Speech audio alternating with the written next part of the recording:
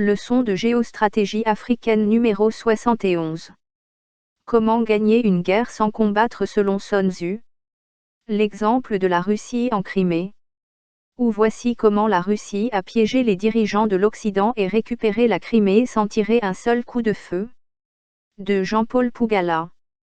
Qu'est-ce qu'on enseigne dans les écoles de stratégie militaire? Installez-vous bien dans votre fauteuil. Je vais vous amener avec moi dans un voyage sur les bancs d'une école de stratégie militaire comme si vous y étiez. Nous allons étudier la crise ukrainienne en nous servant d'un livre de stratégie militaire largement utilisé dans la formation des militaires russes et chinois, mais aussi dans certaines écoles de commerce dans le monde. Ce livre s'appelle « L'art de la guerre » écrit par le penseur et stratège militaire chinois Sun Tzu, 544-496 avant notre ère.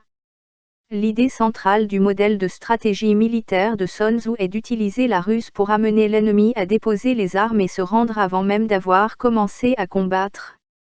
En d'autres termes, pour Sun Tzu, le meilleur stratège militaire est celui qui gagne une guerre sans avoir besoin de la combattre, tout simplement en jouant sur la ruse, les bluffs, les fausses informations distillées au bon moment pour désorienter l'ennemi, en donnant de faux espoirs à l'ennemi au début des hostilités avant de le désillusionner complètement à la fin.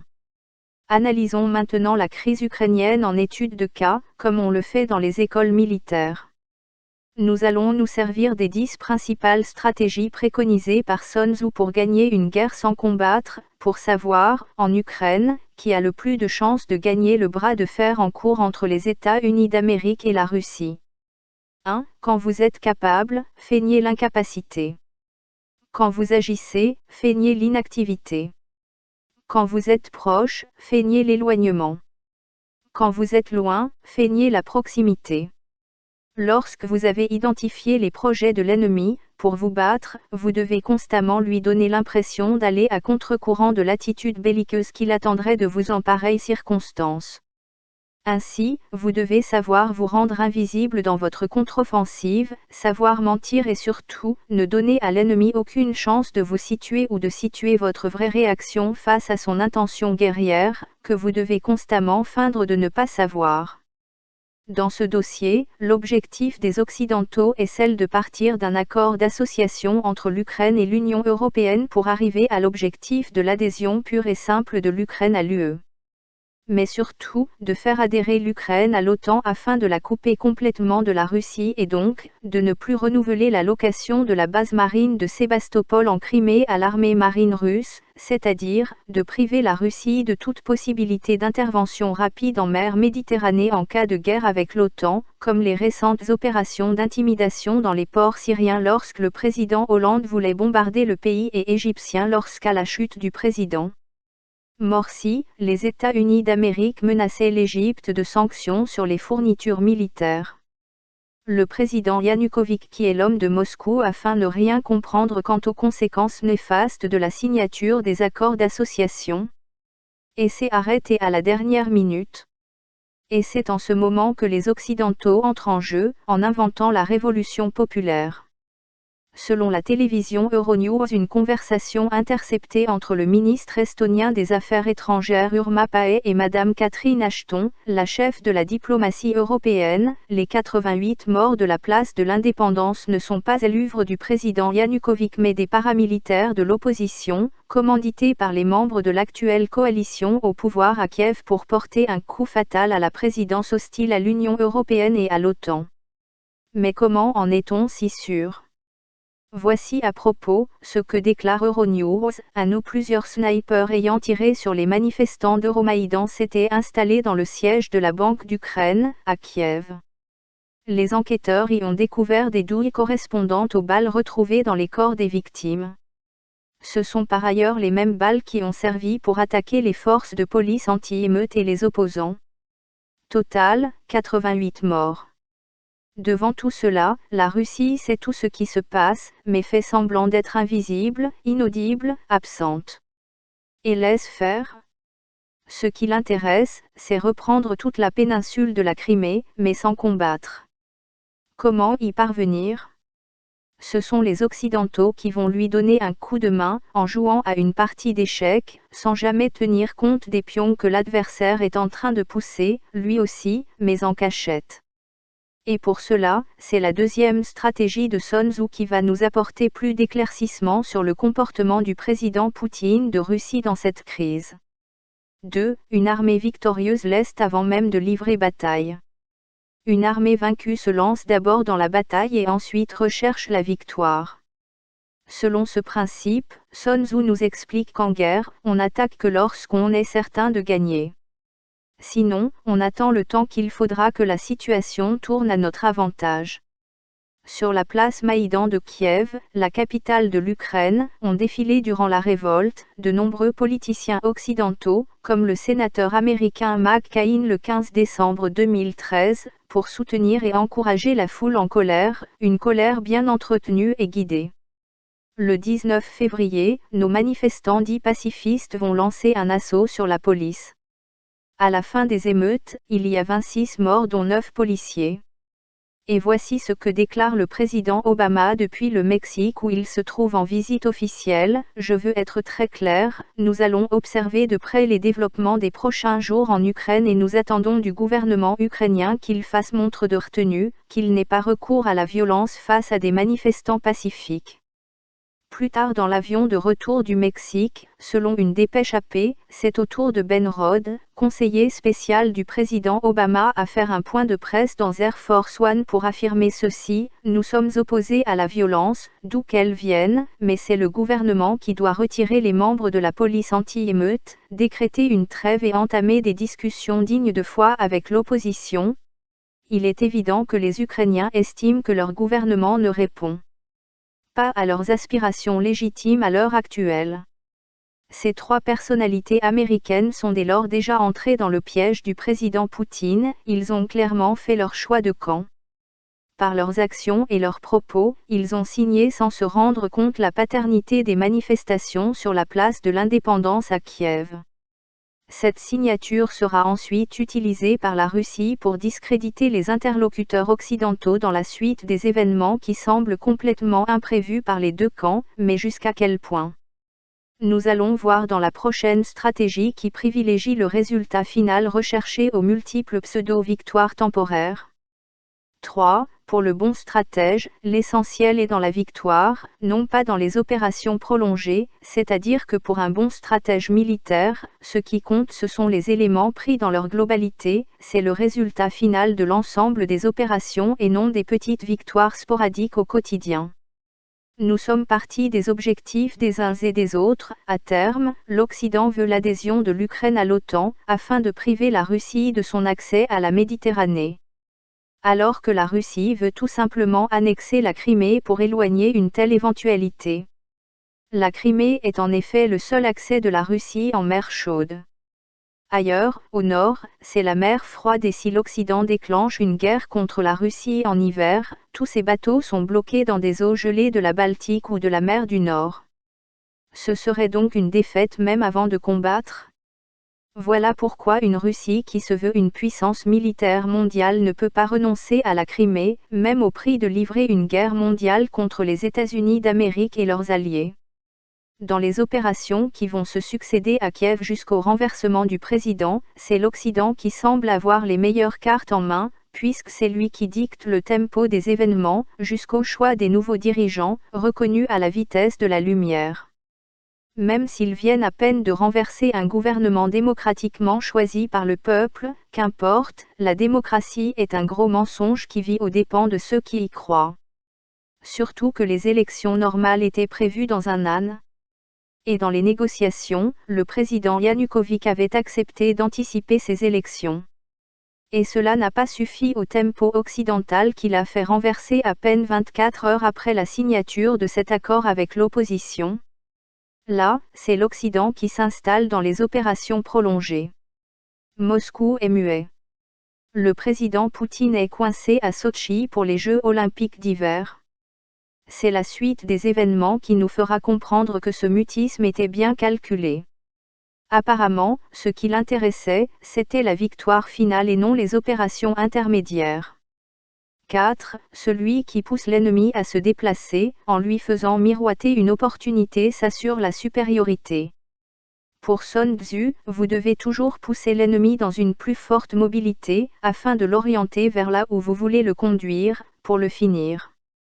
Le 6 février 2014, c'est la secrétaire d'État américaine adjointe, Victoria Nuland, qui arrive à Kiev et rencontre les 3 principaux dirigeants de l'opposition ukrainienne, Oleg Tyagnybok, Vitaly Klitschko et Arseniy Yatsenyuk, qui deviendra Premier ministre par la suite.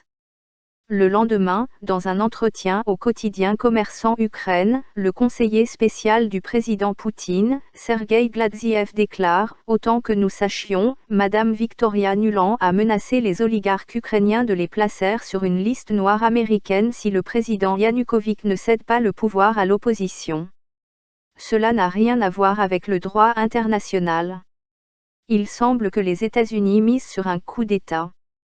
Les Américains dépensent 20 millions de dollars par semaine pour financer l'opposition et les rebelles, y compris pour les armées. » Pour commenter la visite du sénateur américain MC15 sur la place de l'Indépendance le 15 décembre 2013, Alexei Pouchkov, député au Parlement russe, la Douma, déclare au quotidien ukrainien, Kievski Telegraph, ceci, les représentants de l'Union européenne et des États-Unis sont directement impliqués dans le bras de fer politique en Ukraine.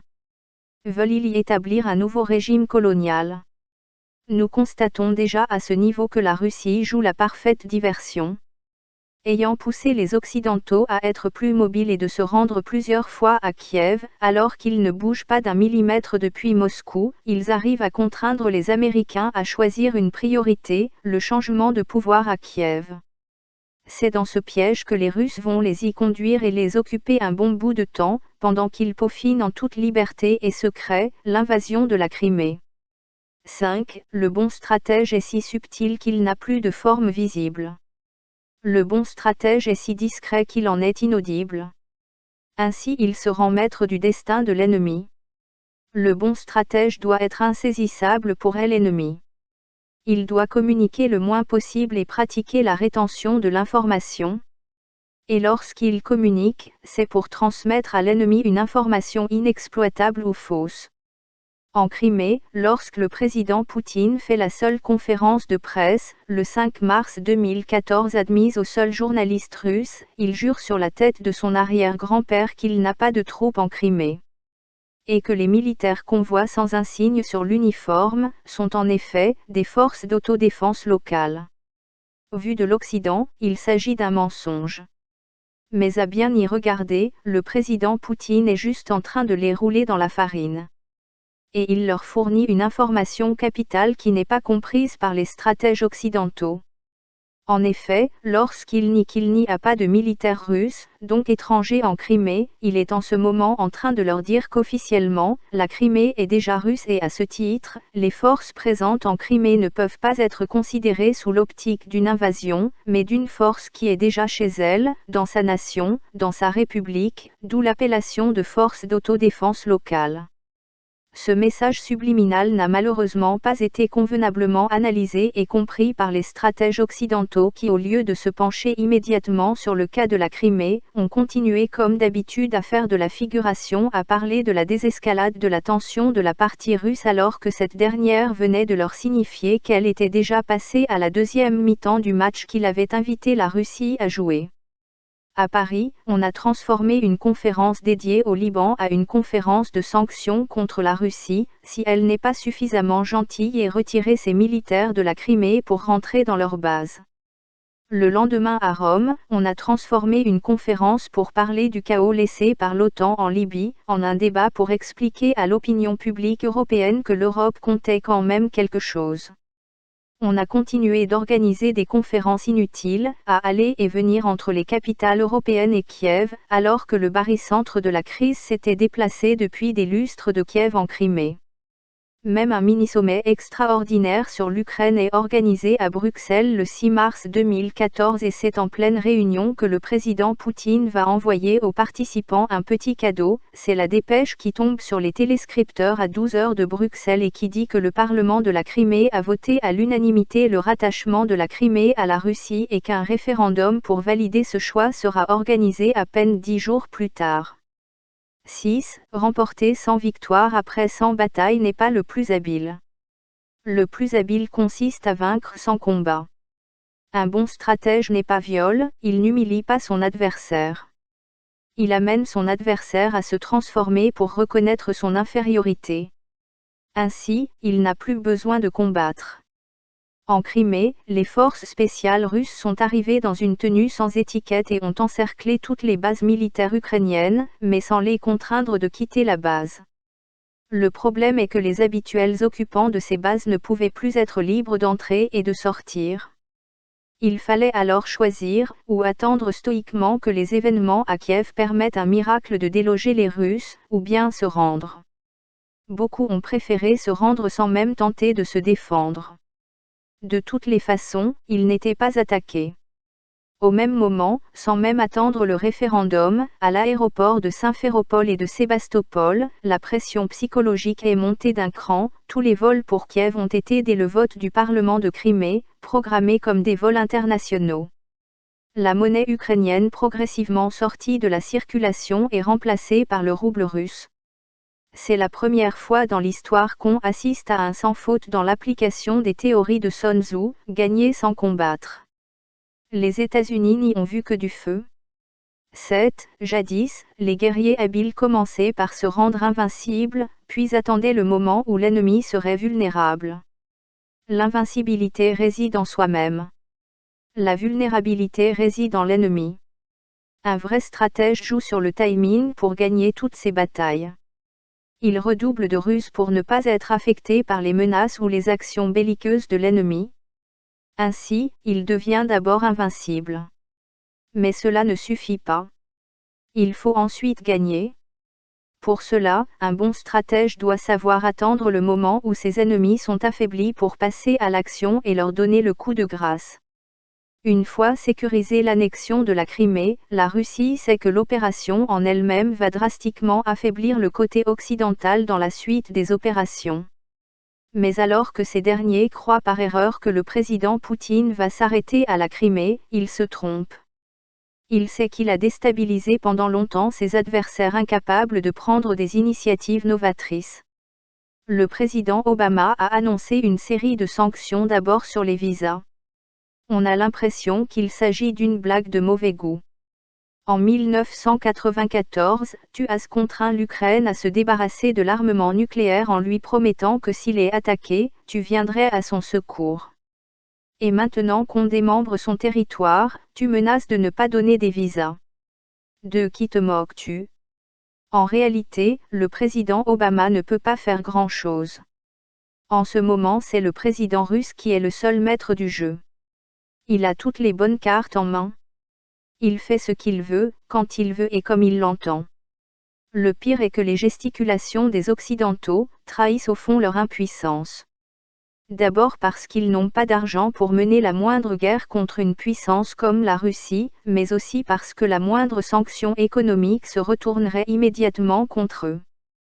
Par exemple, selon une information publiée par le journal économique français Challenge du 7 mars 2014, à la seule menace du président Obama de geler les avoirs russes, la Banque centrale de Russie a déplacé dans la seule journée du jeudi 6 mars 2014, une somme gigantesque de plusieurs dizaines de milliards de dollars des comptes bancaires détenus aux États-Unis vers la Russie et les paradis fiscaux. Ce genre d'opération, si elle continue, dans le moyen terme, peut causer un véritable séisme bancaire et financier aux États-Unis.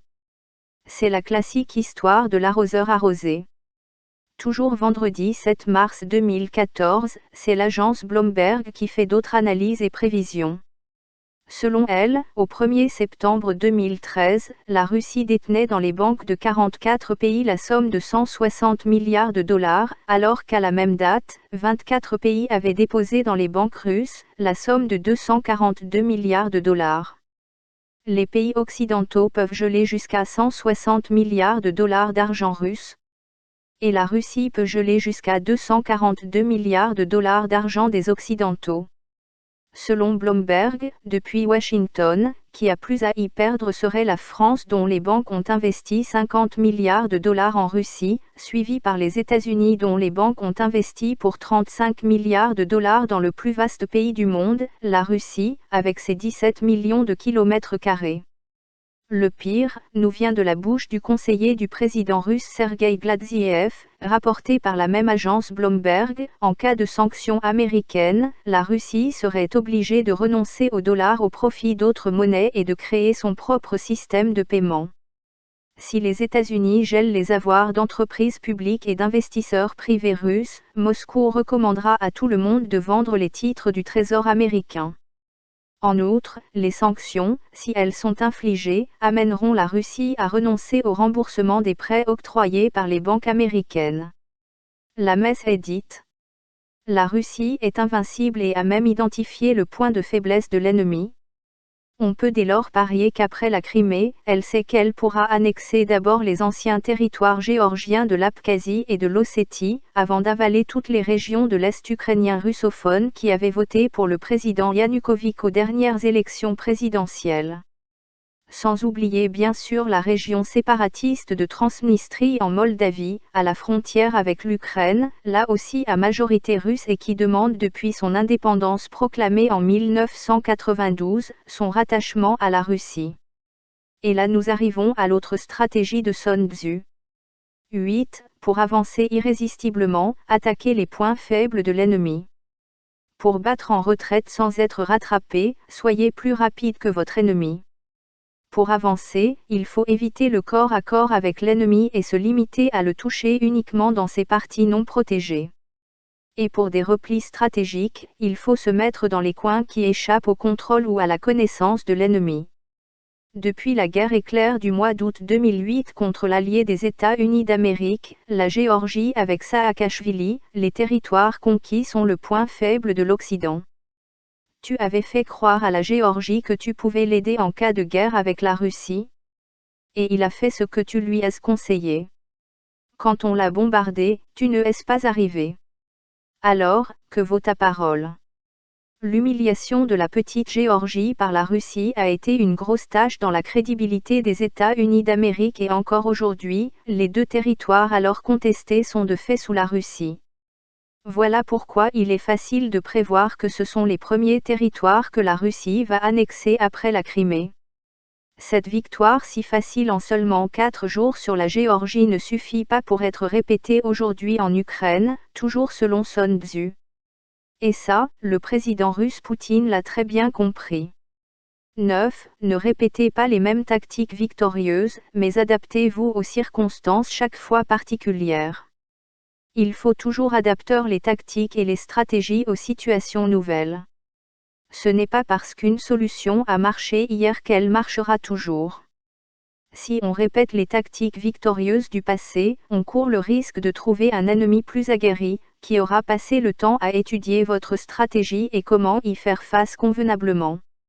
Chaque situation, pour un bon stratège, est unique et mérite une stratégie unique. Alors que les Américains ont répété en Irak et en Afghanistan les mêmes recettes ruineuses du Vietnam, la Russie a évité de répéter en Ukraine ses tactiques victorieuses sur la Géorgie, des bombes tirées par centaines, des chars et des hélicoptères de combat. Car il est évident que si en Géorgie les alliés américains s'étaient fait trouver impréparés, rien ne dit qu'une nouvelle fois les trouverait aussi passifs, parce que surpris. En effet, on nous annonce que les F-16 américains sont partis vers les ciels estoniens et polonais.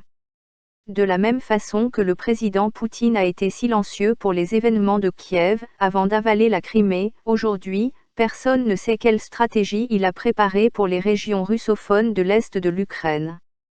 Comme Sun Tzu suggère de ne jamais répéter les mêmes stratégies victorieuses, il y a à parier qu'il a préparé tout autre chose pour avaler les régions de l'Est, mais quoi?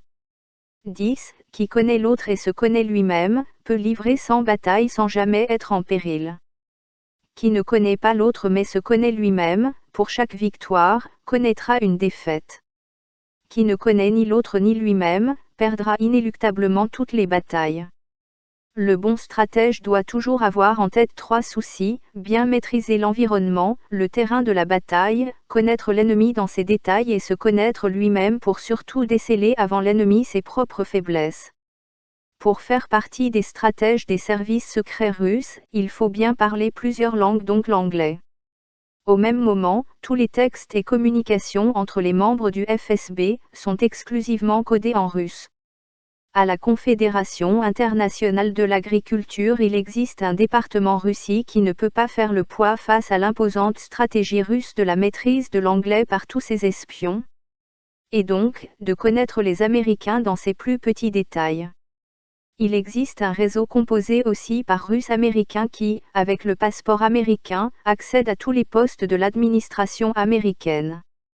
C'est ce qui va expliquer que pour le président russe, on a l'impression que rien de ce que dit son homologue américain ne le surprend ou ne l'émeut.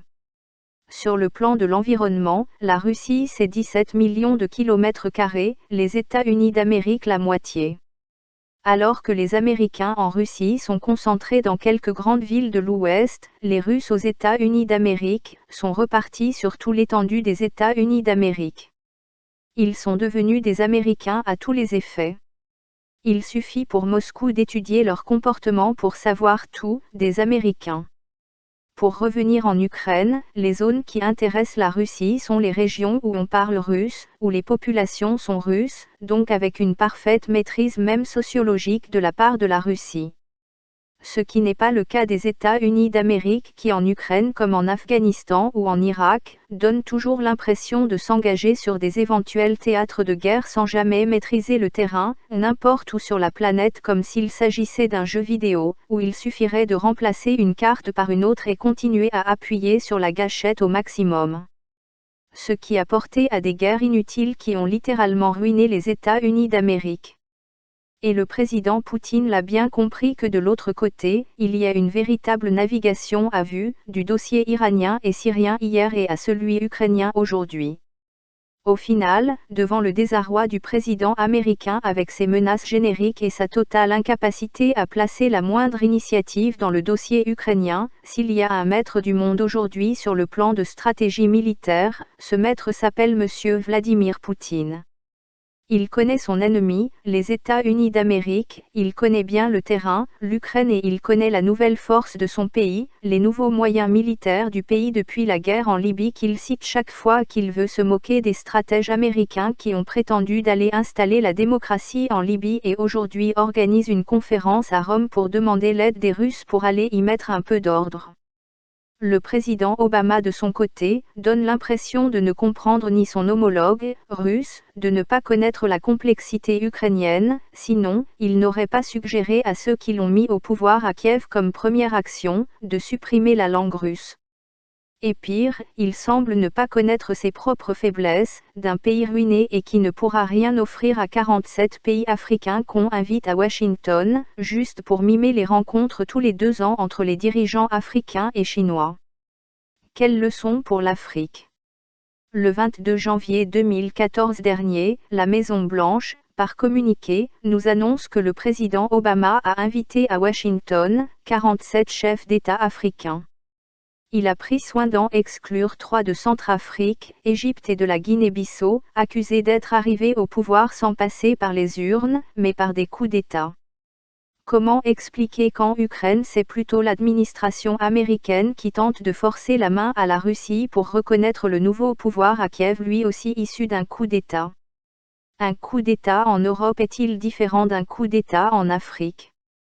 Le 17 février 2008, le Kosovo déclare unilatéralement son indépendance de la Serbie. Les Occidentaux applaudissent.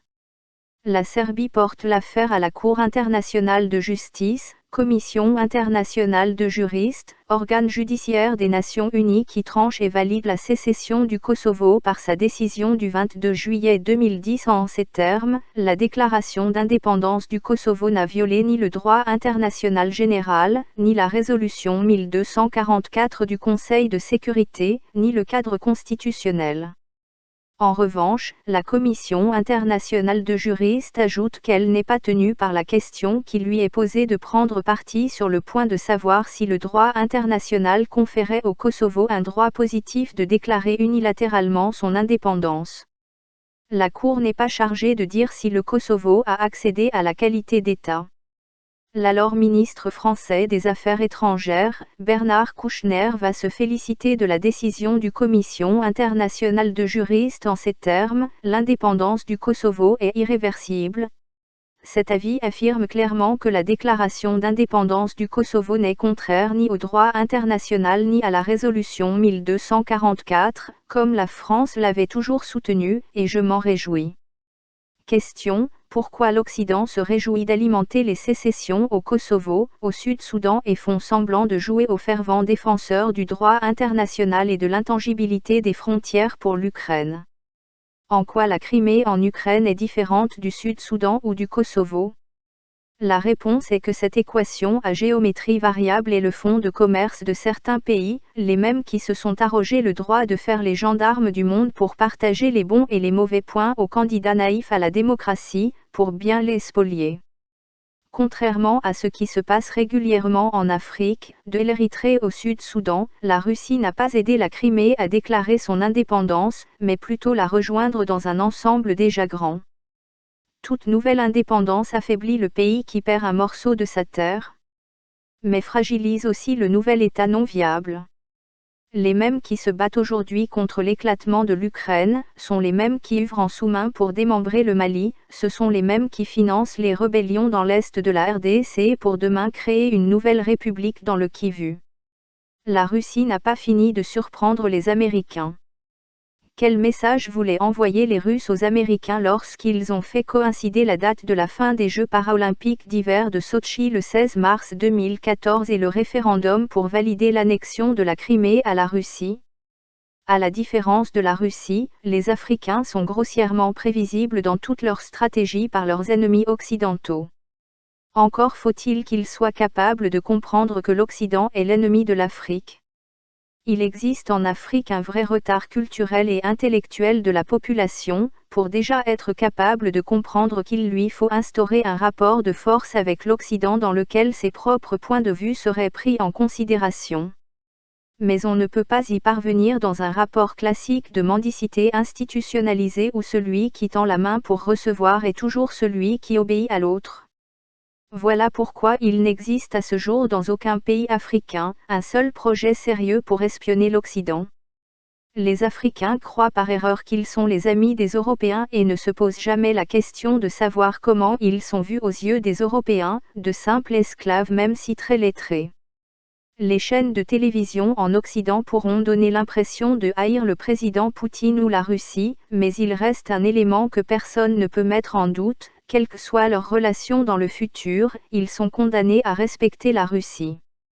Ils ont déjà commencé à le faire, pour preuve, la façon dont tous tergiversent pour des pseudo-sanctions qui n'arrivent jamais. Et c'est dans ce rapport de respect que je suis paradoxalement optimiste pour le futur des relations entre ces deux ennemis d'aujourd'hui. Je ne peux pas dire de même pour l'Afrique. Pour qu'on nous respecte, nous devons cesser de tendre la main, c'est une condition incontournable avant même de parler de stratégie militaire ou d'espionnage des Européens par les Africains. Yaoundé, le 8 mars 2014. Jean-Paul Pougala, ex-vendeur d'arachides. Jean-Paul Pougala dirige l'Institut d'études géostratégiques et enseigne géostratégie africaine en Master 2 à l'Institut supérieur de management, ISMA, à Douala au Cameroun. NB 2. Il est strictement interdit d'utiliser ce texte qui est couvert par les droits d'auteur à des fins commerciales comme la publication dans les journaux payants ou vocalisé sur YouTube, sans mon autorisation écrite.